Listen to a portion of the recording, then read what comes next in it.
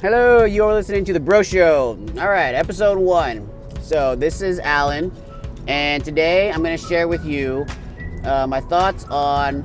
So, you ever get that feeling where you hear some news, probably about yourself, or about like the world around you, and then you cannot wait to share it with someone?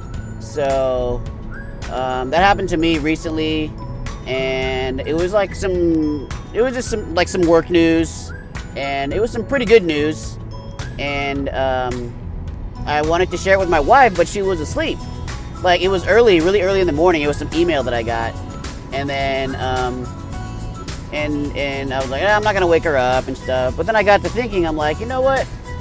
I really want to share this with her. Like I almost wanted to wake her up and share it with her. I didn't even want to text her because then that might wake her up. So I was just waiting and waiting for like the time when the time was right. And then that feeling, then like instead of the news of sharing with my wife, my mind went to, man, this is a feeling that I really can't shake. Like I wanted to just forget about it until like later in the day, but I couldn't shake it. And I thought it was kind of a nice thing. Like it was a nice testament to how close I was with my wife, because it was a feeling that I couldn't forget about for a little while. And I think that happens every once in a while. And it depends on the kind of news it is, and also it depends on who you might want to share it with. In my mind, it's like an indicator of closeness. Sometimes the news has to do with the other person. Like, let's say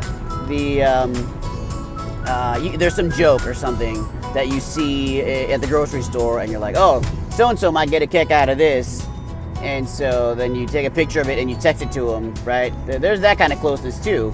But the one I'm thinking of is more specifically like, man, this is happening about me and I cannot wait to share this with somebody, right? And that happens with me with my siblings sometimes. That happens with me with some of my, like, couple of my best friends, any family members, whatever, right?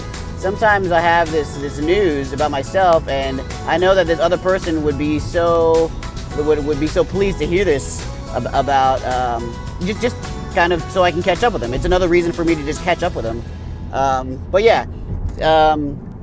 Specifically, I guess I've said it already, but that feeling I get whenever I cannot wait to share some news with somebody is something that I think is kind of fun.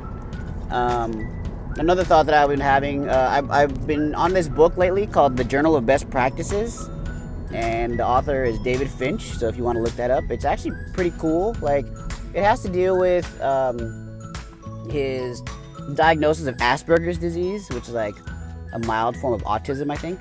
But more than that, like aside from that, it is a story about him trying to be like a good husband and father, which is something I relate to all the time. And regardless of his diagnosis, some of the situations he finds himself in, I can really relate to. You know, it's not. I think in his mind, it's like, oh, because I have Asperger's, I find myself in these situations. And I'm reading it thinking, no, I find myself in those situations too, man. And he talks about like how his wife responds and how they go back and forth and how they support each other. And it's really cool to read that and to take away the parts of it that are based on like his marriage and his family. In fact, I have some like highlighted notes that I might share with you. Also, actually, I think I'm gonna do that. Yeah, so I'll just cut it here. All right, I'm back. The lighting's better now. I'm not in the car driving in the middle of the night. But I'm just gonna start rattling off like a page passage that I read. So at this part, he's talking about how their relationship is different after marriage than it was when they were dating.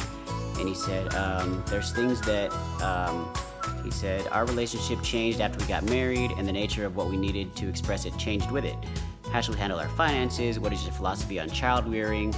What do you mean you have interests and aspirations beyond being a wife? And it says, we weren't alone. Most couples don't consider or discuss these types of things until they have to, wondering if what they've gotten themselves into. So that's definitely true. I think that whenever couples think that, oh, there's like a happily ever after, that might be true, but it's going to be different at every stage of the relationship. So again, this doesn't really have anything to do with Asperger's. That's just about marriage. There's another one here where it's a quote from the wife. Well, like I guess they got into an argument or something, and then the guy he says, "I don't want to fight all the time." And then his wife's response was pretty insightful. She said, "Well, these little meltdowns are way more toxic and dramatic than the occasional argument. I can handle an argument, but I don't do drama." So I guess what he did, like instead of fighting, he just like he just started pouting, and he didn't talk, and he was just like being real standoffish. And she's like, "That's way worse," and I think she's right.